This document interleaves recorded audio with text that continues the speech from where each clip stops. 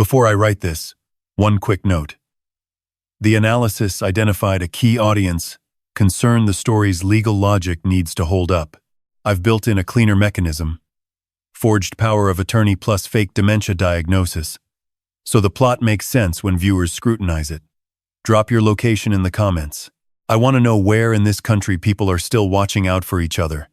Because after what happened at my retirement dinner, I needed to know that kind of people still existed. I spent 31 years as a civil engineer. I built bridges, not metaphorically actual bridges, the kind cars drive over at 70 miles an hour and nobody thinks twice about the steel and the math and the years of careful work underneath them.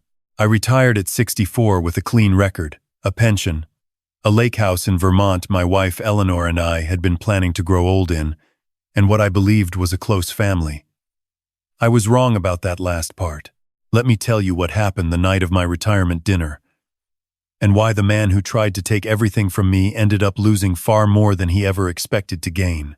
Eleanor and I had been married for 38 years. She is the kind of woman who remembers every birthday, keeps photos organized by year and labeled albums on the shelf, and makes coffee at 6 every morning even on the days she has nowhere to be. We raised 2 children in our house in Connecticut, our son Marcus, who lives in Portland now with his wife and 2 daughters, and our daughter Renee, who married a man named Todd 8 years ago and settled about 40 minutes from us in a new construction neighborhood outside Hartford.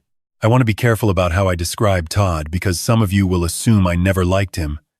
That is not true. When Renee first brought him home, I thought he was fine, polite enough. He worked in financial planning, knew how to talk about sports, remembered to shake my hand when he arrived and again when he left. Eleanor liked him. Marcus was neutral. I had no reason to object. Over the years, small things accumulated. Nothing you could point to directly. He had a way of steering conversations toward money without appearing to start them there. He asked about our retirement accounts once, casually, over Thanksgiving, and I gave a vague answer and changed the subject. He asked again, differently phrased, at Christmas the following year. I noticed the pattern, but I told myself it was just the way people in finance thought everything was a portfolio to be assessed. He and Renee had some money problems around year 4 of their marriage. I know this because Eleanor told me Renee had called her crying. And because 2 months later, Todd asked if I would consider co-signing a home equity line. I declined. I offered a different arrangement, a direct loan, family to family, documented properly, with a repayment schedule. He said he would think about it. He never brought it up again, and neither did I. Things cooled between us after that. Not dramatically.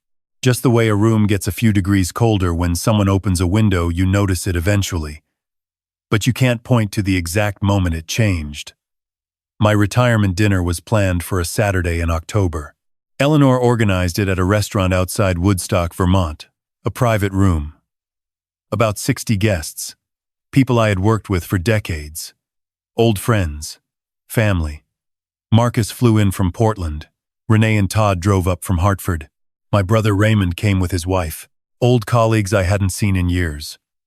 It was exactly the kind of evening I had imagined, warm and a little loud, and full of people who actually knew me. The dinner started at 7. By 8, we were well into the meal. The wine was flowing, and my colleague Bernard had already told 2 stories about job sites in the early 90s that were technically exaggerated but emotionally accurate. I was happy. Genuinely, cleanly happy, in a way I hadn't been in some time, because the last months of working had been stressful, in the way the last months of anything long are stressful. The wrapping up, the handing over, the strange grief of leaving something you built. Todd was seated across the table and 3 chairs down. I noticed him early in the evening because he was quieter than usual. Not rude, he smiled when spoken to, laughed at the right moments, but there was something focused about him, the way a person looks when they are waiting for a specific thing to happen. Around 8:30, our server came around with glasses of champagne for the toast. My glass was set in front of me. I was talking to Raymond and not paying close attention, and then something made me look up. I cannot explain it precisely. Some shift in my peripheral vision, some small wrongness. Todd had leaned slightly forward, and his right hand was near my champagne glass. just near it. Just for a moment. Then he pulled back and looked away and resumed his conversation with the woman beside him as if nothing had happened. I did not react. This is important. I sat very still, and I kept my expression exactly where it was, mid-conversation with Raymond. Mildly interested, relaxed, and I thought carefully about what I had seen. I am an engineer. I have spent my career looking at things other people walk past and identifying the points of failure. I know how to assess a situation without letting the situation know it is being assessed. And what I assessed in that moment was this. I could be wrong. And if I was wrong and I accused him of something, I would ruin my own retirement dinner and humiliate my daughter in front of 60 people. Or I could be right. And if I reacted loudly, the moment would be gone. And whatever he had done would be unprovable. So I did neither. I waited about 4 minutes. I kept talking to Raymond. I laughed at something he said. I shifted slightly in my seat, and in the process I reached out and moved my champagne glass a few inches to the left, close to the centerpiece. Then I turned back to Todd's side of the table and caught his eye and smiled. Todd, how's the drive been coming up here from Hartford? Traffic on 91 still brutal on Saturdays? He relaxed visibly. Not too bad this time. We left early. Good. He was watching my glass. I made my excuses a minute later and walked toward the restrooms, taking a slightly wider path that brought me past the far side of the table. On the way back, I stopped to speak with Eleanor's cousin near the head of the table, and I spent 90 seconds with my back to Todd's section long enough. When I returned to my seat, my original champagne glass had been moved back to its original position. It now sat exactly where it had started. In the spot I always occupy. The glass I had shifted to the left was now beside it, slightly displaced. He had switched them back. I understood everything in that moment. He had put something in my glass. I had moved it. He had quietly moved it back, thinking I had displaced it by accident. I sat down. I waited. Bernard stood and began the toast. Glasses were raised around the room. I raised mine. And then, in the moment before everyone drank, I fumbled slightly, reaching for my napkin, a small, believable stumble, and my elbow caught the base of my glass. It tipped toward Todd's side. In the small commotion of me apologizing and reaching to right it, I set it back down directly in front of his place, and I picked up his glass. Sorry, clumsy of me, I said, and I laughed. And Eleanor shook her head at me fondly, and people smiled, and Bernard resumed the toast. I drank from Todd's glass. Todd drank from mine. I watched him. Not directly, I have 31 years of experience studying structural load points without staring at them.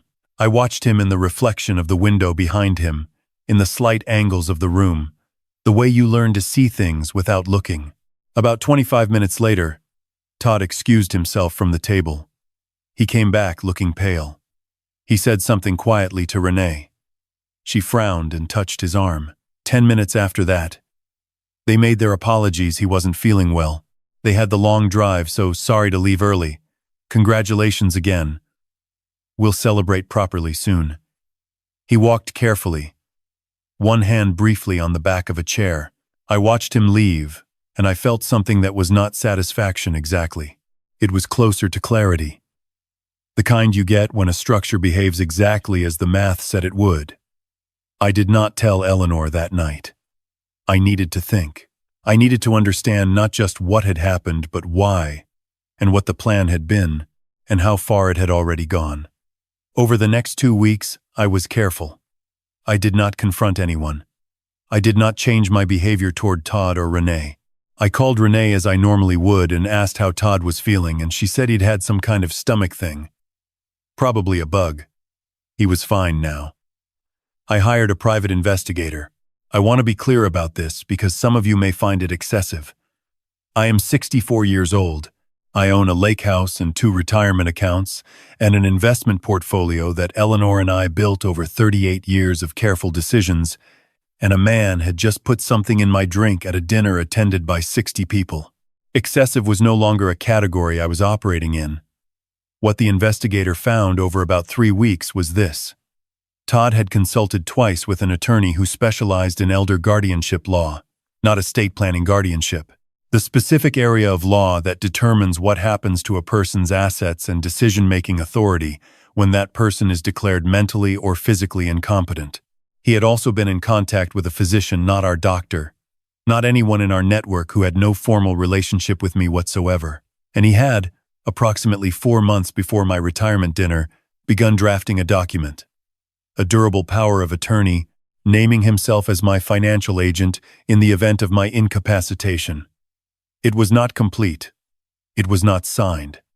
But it existed as a draft in the files of an attorney 2 towns over from his house in Hartford. Let me explain what this means in plain language, since a lot of you aren't in the legal world and neither am I. If a person can be shown to be mentally incompetent, if a physician is willing to certify that diagnosis, legitimately or otherwise, a court can appoint a guardian to manage that person's finances. The process is more accessible than most people realize, particularly if the alleged incompetent person has no one immediately fighting the claim. Eleanor is named on our accounts jointly, but a sufficiently motivated attorney can create complications, delays, challenges, especially if the person driving the process controls the information flow. What Todd had apparently intended, and I want to be careful here because I am describing what the evidence suggested, not what was proven in a courtroom, was to use whatever he had put in my champagne to create an episode. Something that would look, to witnesses at a large and busy dinner party, like cognitive decline, confusion, slurred speech, loss of coordination, something a concerned son-in-law could point to when initiating guardianship proceedings, backed by a physician he had apparently already found who was willing to be flexible about the facts. My money, my lake house, my accounts. Not Renee's, eventually Todd's now. The question I could not answer for several days was Renee. She is my daughter. She has her mother's eyes and her grandmother's stubbornness, and she used to fall asleep in the car on long trips with her head against the window and her hair fanned out across the glass. I taught her to ride a bike in the parking lot of an elementary school on a Sunday morning when the lot was empty, and she fell 3 times and cried once, and then got back on and rode to the end of the lot without stopping, and turned around and looked at me with this expression, pure, uncomplicated triumph that I have never forgotten. I did not want her to be part of this. The investigator could not tell me definitively how much she knew. What he could tell me was that she had accompanied Todd to one of the attorney consultations. She had been present. I sat with that for a long time. I talked to Eleanor. I had to. She is my partner. She had a right to know. And beyond that, I simply needed to tell someone. We sat at the kitchen table in Vermont on a Wednesday evening, with the lake going dark outside, and I told her everything. She was quiet for a long time when I finished. Then she asked me 2 questions. First, "Are you sure?" I said yes. Second, "What do you want to do?" This is why I have been married to this woman for 38 years. What I wanted to do was be surgical, quiet, precise, no public scenes, no shouting, no family war that would tear everything apart and leave scars that never healed. What I wanted was for Todd to understand that I knew exactly what he had done, that he would never be able to try it again, and that the cost of what he had attempted would follow him in ways he had not anticipated. And I wanted Renee to have a way back, if she was willing to take it. I called our family attorney, a woman named Patricia, who has handled our legal work for 20 years, and whom I trust completely. I told her what I knew. She listened without interrupting. When I finished, she said, "Give me a week." During that week, Eleanor and I quietly made changes. We updated our estate documents. We established a revocable living trust, structured specifically to limit any future guardianship exposure. Patricia contacted a colleague who specialized in elder law, and together they reviewed everything. We also, and this was Patricia's suggestion, documented the retirement dinner, the guest list, the seating arrangements, the timeline, the server who had brought the champagne, my observation of Todd's movements. Not a police report, Not yet. A clear, dated, detailed written record, notarized, and filed. Patricia also sent a letter. Not threatening, not accusatory in language, informational, in the careful way that attorneys write things that are actually very threatening. It went to Todd's attorney, the one who had drafted the guardianship documents, and it indicated, in professional terms, that her clients were aware of certain recent legal consultations and draft documents, that said documents were now a matter of record in our own files, and that any future action along these lines would be met with full legal response, including potential criminal referral for fraud and elder financial abuse. She CC'd Todd directly. I did not contact Renee during this period. I waited. She called me on a Thursday morning, 3 days after Patricia's letter went out. Her voice was strange, tight, and careful, the way a person sounds when they have been crying recently and are trying not to show it. She said she needed to talk to me. I said I thought that was a good idea. We agreed to meet without Todd, her suggestion, which told me something. We met at a diner in Middletown, halfway between Hartford and where I was staying at a friend's place for the week. She was already there when I arrived, sitting in a corner booth with both hands around a coffee cup. She looked like she hadn't slept well. I sat down and I ordered coffee and I waited. She talked for a long time. Some of it I will keep between us, because she is my daughter, and some things belong to the family, and not to the broader world. What I can tell you is that the picture she described was more complicated than pure greed. Todd had, over the course of their marriage, isolated her in the small, steady ways that controlling people do from her own financial understanding, from her own judgment, from her sense of what was normal. She had known about the attorney conversations. She had told herself a story about it being a precaution, just planning ahead, just Todd being responsible. She had not asked enough questions. She was not sure she had wanted to know the answers. I listened to all of it. When she finished, I said, "Are you willing to be honest with Patricia?" She said yes. What followed was not a clean or painless process.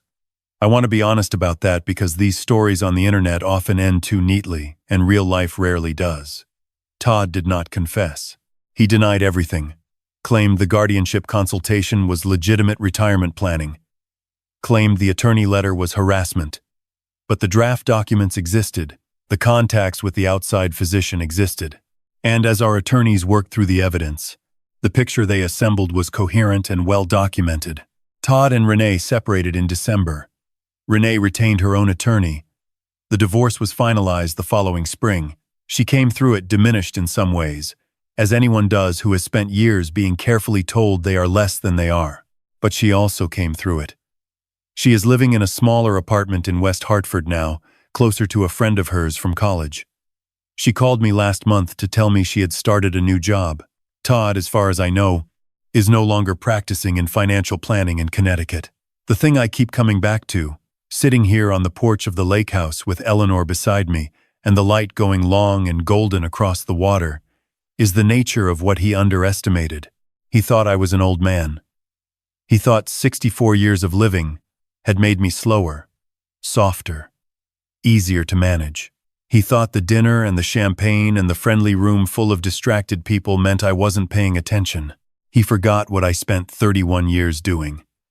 I built structures that had to hold under pressure far beyond what they would normally face. I found failure points before they could fail. I calculated load and stress and tolerance not because I was paranoid, but because that is what careful people do when they are responsible for things that matter. My family matters. My wife matters. The life we built over 38 years matters. He put something in my glass at my own retirement dinner, in front of 60 people who have known me for decades, and he thought I wasn't watching. I was always watching. The water is still tonight. Eleanor has her book open, but she isn't really reading it. She is watching the bats come out over the far end of the lake the way she does every summer evening. In a few minutes, she will go inside and make tea and bring me a cup without asking whether I want one, because after 38 years, she already knows. I am 64 years old. I am retired. I built bridges that are still standing. And I am still here. If this story reached you today, Share it with someone who needs to hear it. And drop your location in the comments. I want to know where you're watching from.